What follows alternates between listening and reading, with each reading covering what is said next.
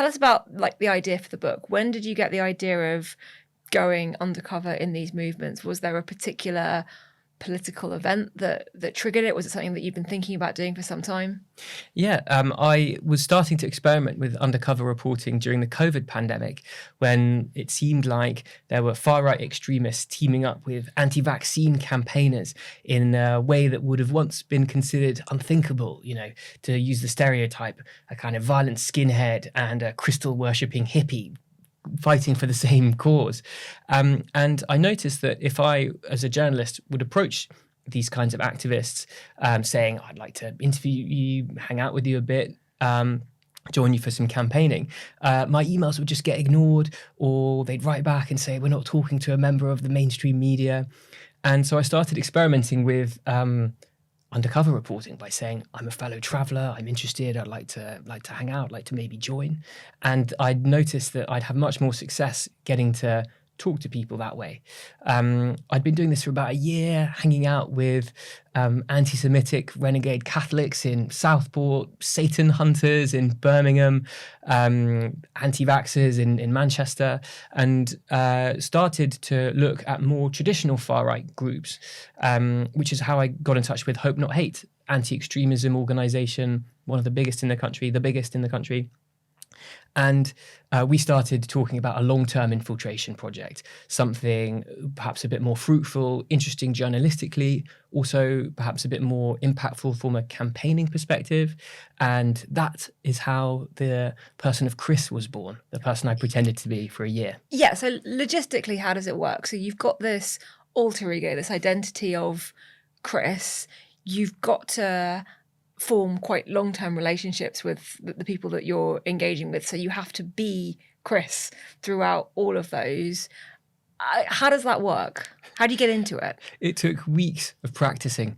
My colleague, Patrick Hermanson, who works at Hope Not Hate, we developed Chris as and came up with a backstory. We practiced. You gave him a really boring job, right? Did, no one ever asked any questions. I was a consultant, a business consultant working in support function optimization. And I could already see your mind having vanished and gone somewhere else. It happened to everyone I mentioned it to. We came up with some really tedious project I'd worked on, estimating the number of manhole covers in different areas of England and so on. And the aim was just to create a character that was really innocuous, just like a regular guy who could show up, sit in the background, not attract too much attention, ideally, deflect some attention, just so I could listen to people, hear what was going on, and just fit in.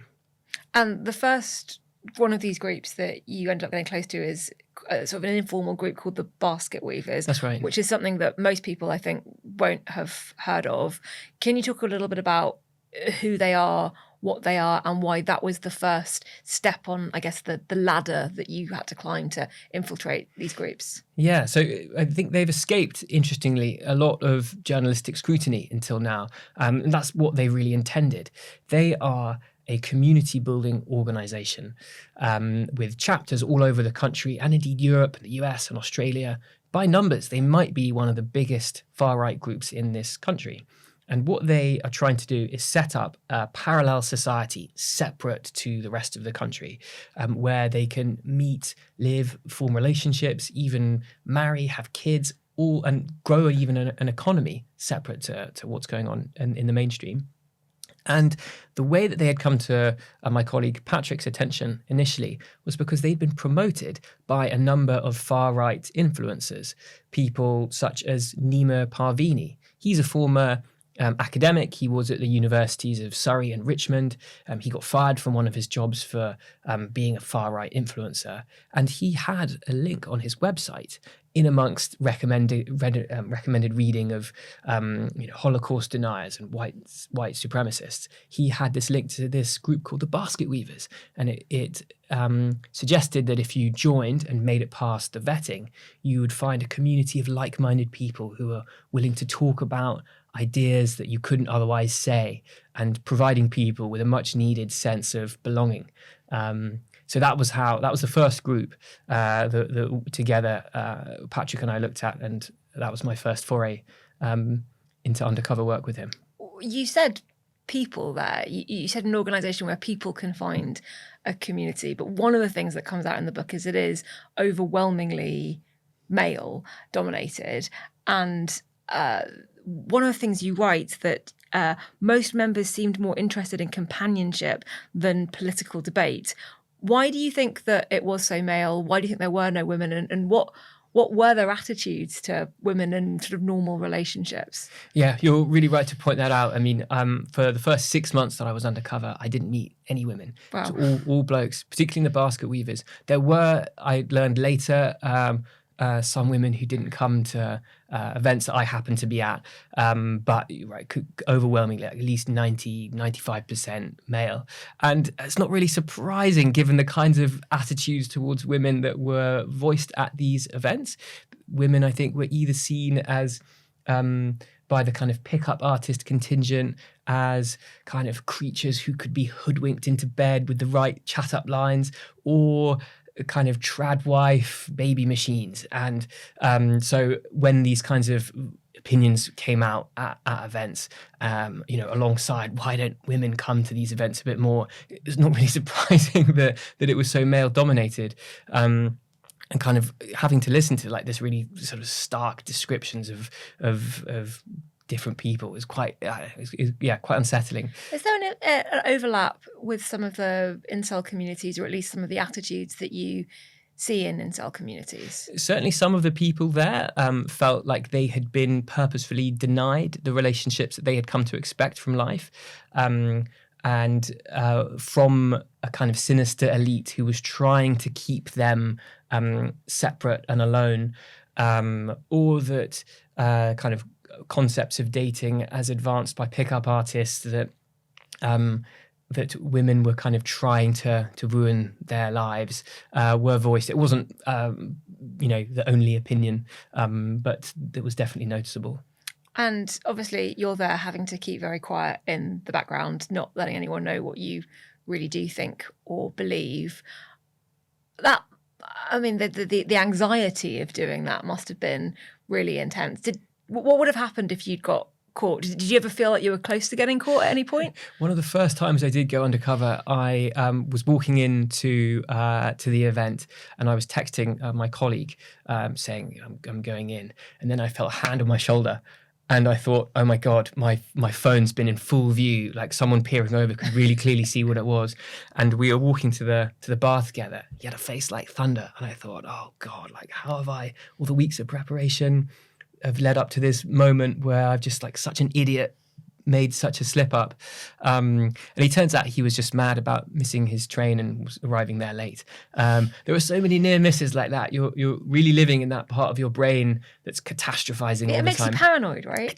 Completely, yeah. There were near misses where I would, once a guy put his hand on my chest and kind of as like a matey kind of pat, and that was where my hidden camera was being kept.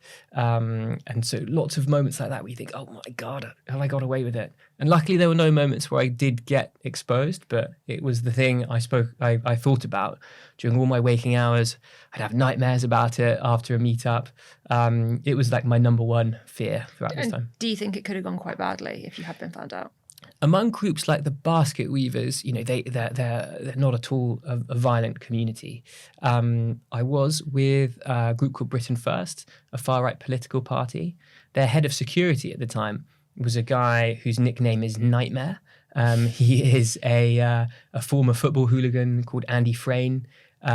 He once stabbed a police officer. He used to carve up football rivals with a Stanley knife. I wondered a lot about what would happen if I got exposed in front of him. Wow. We'll come on to Britain First in a minute and some of the more organised political elements of this ecosystem, I guess. But it seems like at the basket weavers, lots of discussion about opinions and experiences, not necessarily organisation.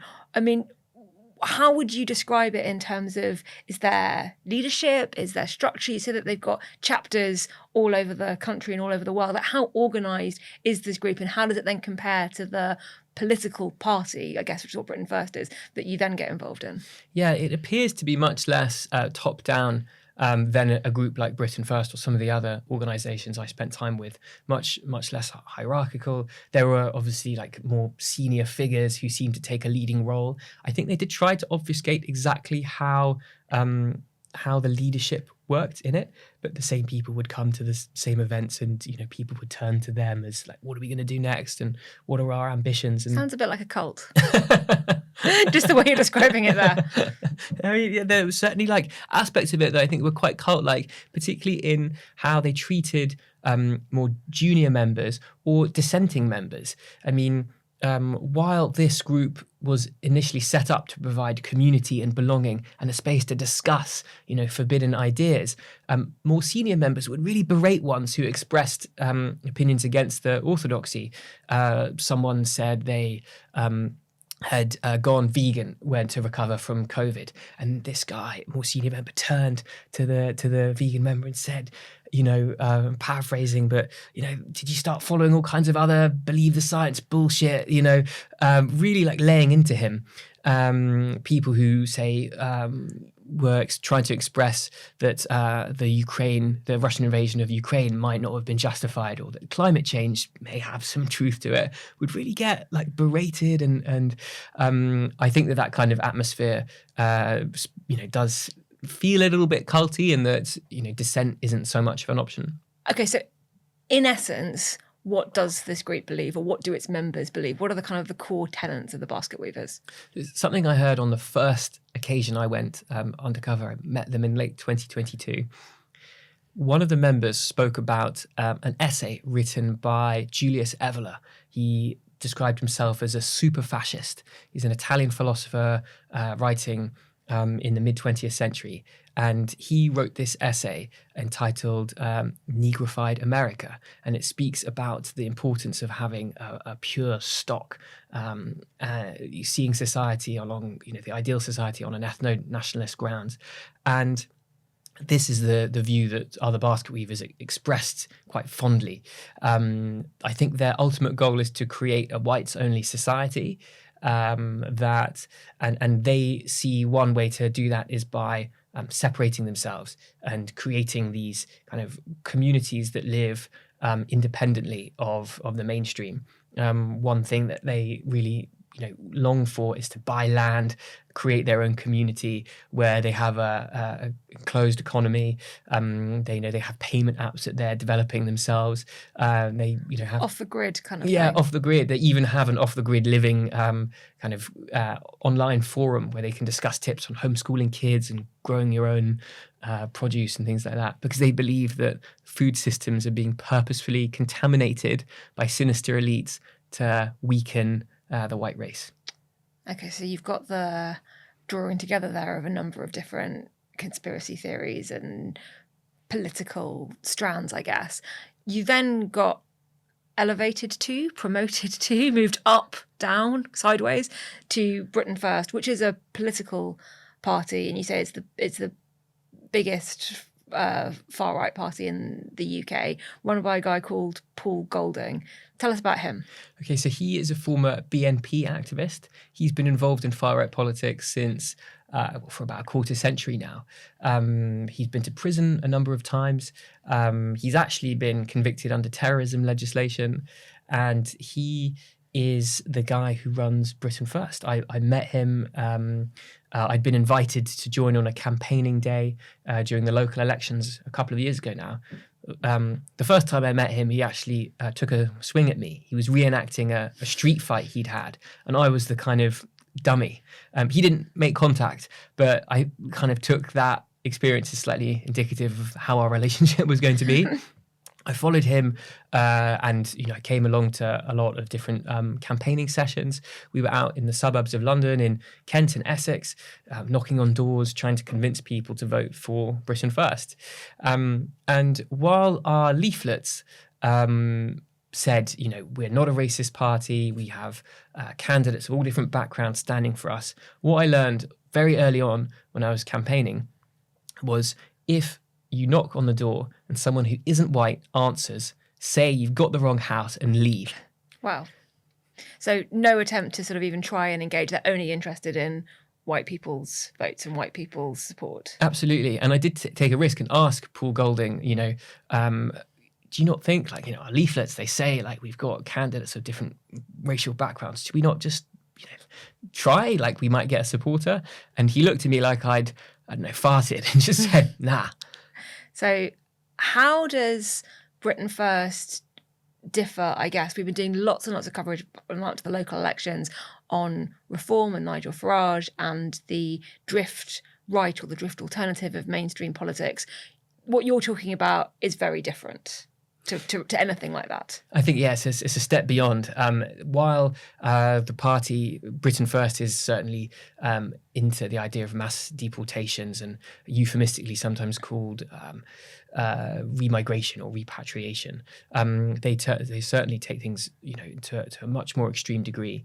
They are a party that believes in the Great Replacement conspiracy theory, that sinister elites are bringing Asians and Africans into Europe to try and subvert, weaken, and ultimately destroy or be able to control the white race.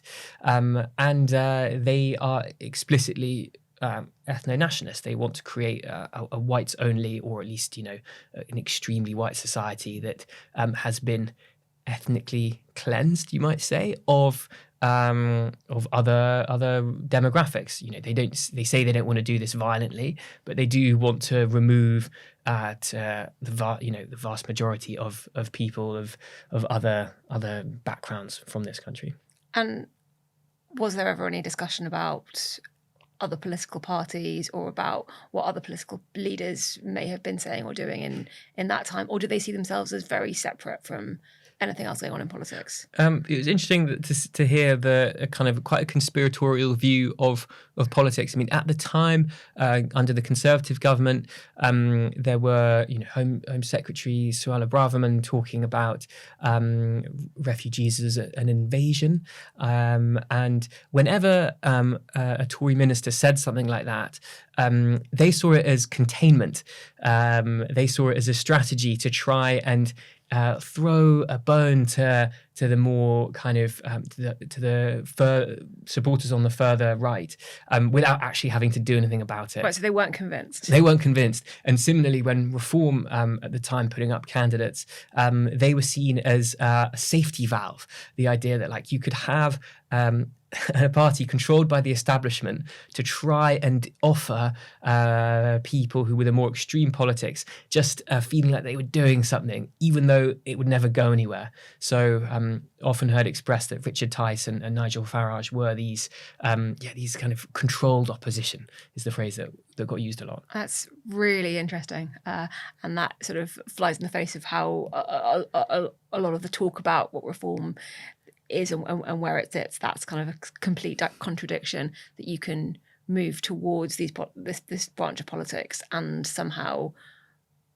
win people over if they're so committed to being separate. Didn't Paul Golding have an idea that things have to get really, really bad as well? Like, he wants things to get bad. Yeah, and this is, I think, a really cynical idea. It was expressed by Oswald Mosley back when he was still alive and in politics. This idea that when economic conditions are so bad that people are really struggling, that then they will look for a radical alternative, and then a party like Oswald Mosley's union movement in the post-war period, or Britain First today, will be able to sweep into power. But actually, if you're a patriotic Brit, you don't want people to suffer more. You don't want them to have less money in their wallets. You don't want their kids to be going hungry.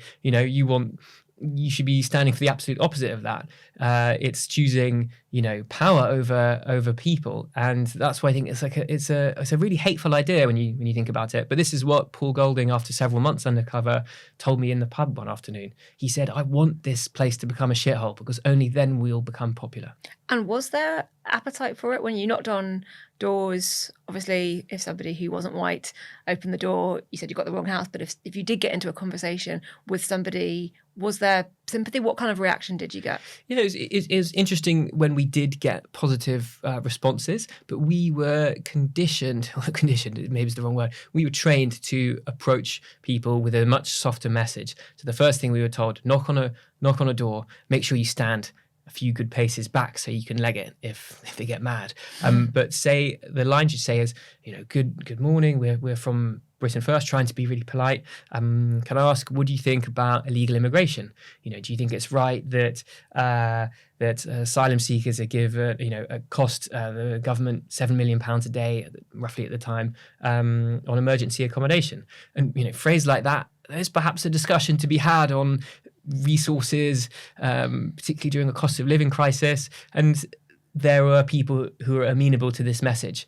But what I'm sure of, that anyone who said, yeah, okay, I'll consider voting for you on the day, would probably have changed their minds if they could hear the stuff that we were talking about behind, out of earshot on the bus where we were driving between different wards. If they could hear Andy Frain's Hitler ringtone, if they could hear the others trading anti-Semitic jokes, if they could hear people talking about the Great Replacement, the coming civil war, all these conspiratorial, really extreme politics, people shouting racial slurs at non-white drivers on the road, talking about how they like to, splash black people in their cars or even drive, at Muslims and so on. All things that I heard expressed, jokingly or otherwise. But I think that Britain First, like a lot of far-right operations, tries so hard to present a certain side of itself to the public. They know that their ideas are weird to the mainstream and they're trying to be considered acceptable. And that's why I think undercover journalism on the far right is actually really justified, because they are putting on a mask, and it's only by putting one on ourselves that we'll be able to see what's really going on. Well, I want to end with where you start the book, which is in Warsaw, which is probably your biggest single undercover mission, as it were. And you talk about them having views that many people might find weird, but you also talk about them being much better organised, better funded, some of these groups worldwide, than anyone might think. So you end up in Warsaw at a rally for Polish independence, which turns up into this big meetup of other European far-right groups. And you meet some quite interesting people there who seem a bit more serious about the movement, perhaps, than the volunteers getting drunk on the bus. Right. This was an absolutely terrifying event. Just for some context, it was it's nominally an event to celebrate Polish independence, November the 11th, but has become co-opted by far-right groups, in the white Western world, who come to this event to march, to meet, to swap ideas and swap drinks. And I went there in 2023 as a part of a delegation of Britain First, and saw such a difference to the kind of typical hooligan far-right marches that you have seen in London, maybe, where people are getting completely pissed and peeing on monuments and so on. This was a much more disciplined affair. People wearing all black, carrying banners. If people were drinking or even smoking in the crowd in the march, they'd be kicked out to present a more unified, dignified front. And it crosses the city, going from the centre over to the east, and culminates in this kind of big rally where people set off flares, carrying banners that say "Defend White Europa."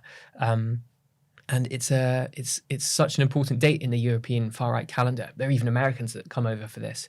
As part of our delegation, we met a Polish MEP, Dominik Tarczynski, who's become famous in the far-right for giving this speech, not one Muslim immigrant will come to this country. And it's a sign that these far-right parties and organizations really benefit when they get to make connections with each other, and they get funding, they get help with resourcing, they get help with campaigning ideas, and it's just such like they find it really invigorating. To see this up close was such a contrast between, the leaflets that I once gave out for Britain First, and then seeing actually they're really happy to march shoulder to shoulder with people carrying neo-Nazi flags. And what do you hope will be the reaction to this? What conversation should we be having? What impact do you want to have on mainstream political parties? Like, where do we go from here? I think that there's maybe this perception in the UK, certainly before the summer riots, that the British far right was this anachronistic, kind of hopeless, either kind of skinheady or kind of mumbling oddity that you could just ignore.